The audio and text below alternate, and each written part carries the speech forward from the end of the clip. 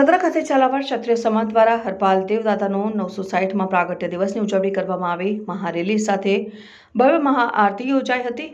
આજના દિવસે વિશ્વકર્મા જયંતિની ઉજવણી કરવામાં આવી હતી। સુરેન્દ્રનગર જિલ્લાના ધ્રાંગધ્રા શહેર ખાતે છેલ્લા 10 વર્ષથી પણ વધારે સમયથી સમગ્ર ઝાલાવાડ ક્ષત્રિય સમાજ દ્વારા હરપાલ દેવદાદાનો ધામધૂમથી જન્મદિવસની ઉજવણી કરવામાં આવી।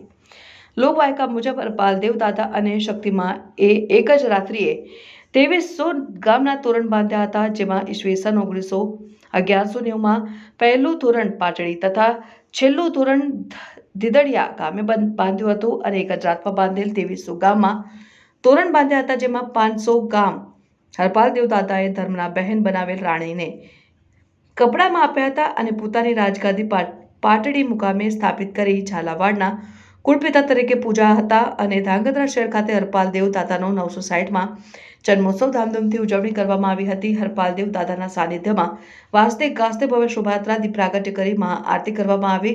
ધ્રાંગધ્રા હળવદ ક્ષત્રિય સમાજ તથા સમગ્ર ઝાલાવાડ પંથકના ક્ષત્રિય સમાજના લોકો ઉપસ્થિત રહ્યા હતા અને આજના દિવસે સુથારી, લુહારી તથા મિસ્ત્રી કામ સાથે જોડાયેલ તમામ વર્ણ દ્વારા પણ ભગવાન વિશ્વકર્માની જન્મ જયંતિની ઉજવણી કરવામાં આવે છે।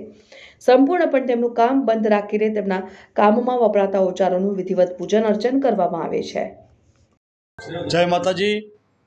आज 10 तारीख फेब्रुआरी महीनो और 2025 रोज हरपाल दादा जन्मोत्सव एटले के हरपाल दादा प्रागट्य दिवस।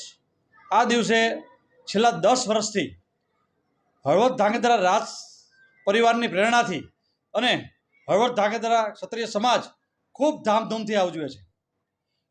आज आपणे सौ दरेक तालुका समाज ઝાલાવાડના જેટલા હરપાલ દાદાના વંશજો છે, શક્તિમાના વંશજો છે, એ સૌ એકઠા થયા। ખાલી માત્ર ઝાલાઓ નહીં પણ ઝાલાવાડવાસીઓ એટલે કે દરેક સમાજના અગ્રણીઓ, મહેમાનો બધાય હરપાલ દાદાના જન્મોત્સવમાં ખૂબ બહોળી સંખ્યામાં આજે આવ્યા। બધાએ ખૂબ આનંદથી એમનો ઉત્સવ ઉજવ્યો અને સૌ સાથે મળીને હરપાલ દાદાને પ્રાર્થના કરી કે સમગ્ર ઝાલાવાડ ઉપર એમની મહેર બની રહે, એ જ અમારી ઈચ્છા। જય ઝાલાવાડ।